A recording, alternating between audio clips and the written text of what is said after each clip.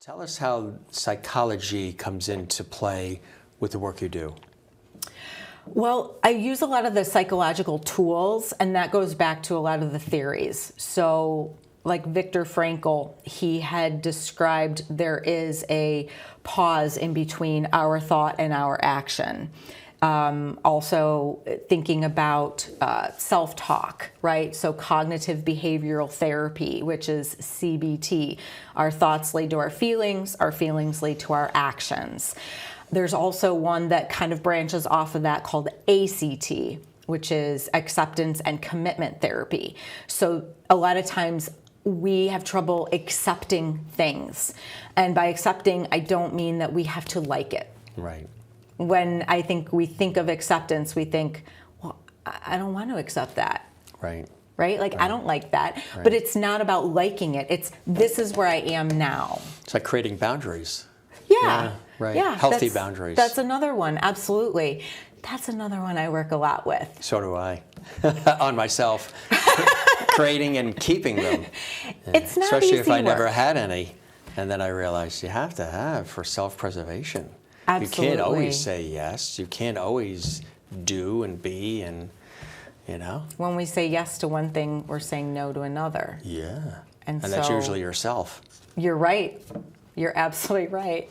So you got to Communicating that is even harder, isn't it? Yeah, right? It is, because not everybody allows you to, they don't cut you the slack so you can, you know? Yeah, we're not always comfortable saying it. Right, exactly, because it's about how are you and what do you need, and right, Yes. exactly. So you work with people on trying to, say for example, they're a caretaker type. They're always the coach-like type. They're always watching for everybody else, but they don't look at themselves and take time for themselves. You work with people on that too, right? Yes, that's actually kind of a big one. I found that in some worlds we call them empaths. Sure, that's what, basically. Like in more of a spiritual realm. But teaching self-compassion. Like, how are we more compassionate for ourselves, but also still showing people that we deserve the respect and believing that we deserve the respect. Right. And so it is a fine line. So how are we our authentic self, but still are able to communicate that to people? And that's, I think, where people are like, well, I don't want to be mean. I get that. I'm one of those people. You're editing your response, right? Yeah, you're editing it. You're not necessarily saying it all out because Right. you're editing it for the good of the other person or the scenario, which Correct. sometimes isn't always the best way to do it, right? Right. I mean, whenever I go for massage therapy, they always tell me the shoulder blades are tight. You're holding it all in back there. And I said, because I'm not necessarily, doesn't come out here, so I put it back there. Now, That's so true. I share it here, and back there is loosened up. You know what?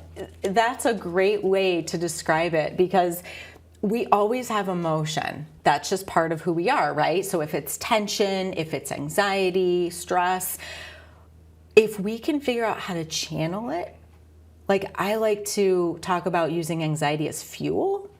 And if we can channel it in a great way, I'll give you a quick example. You have someone who's really anxious who, it's more paralyzing. So they're not taking chances. They're not doing things that they would normally do. And they're missing out on life, and they know it. And they don't know how to get out of it, and they're really disappointed. But then you have someone who's really anxious who starts being, endurance athlete. And they start doing Ironmans or something. They're both anxious. Right. They just both... They've channeled it. They channel it. Focused it. And that's another thing I can help with is, like, we all have these emotions, but how do we channel them in ways that are productive for us, healthy for us, mentally, physically, and just leads to a lifestyle that we're happy with? Exactly right.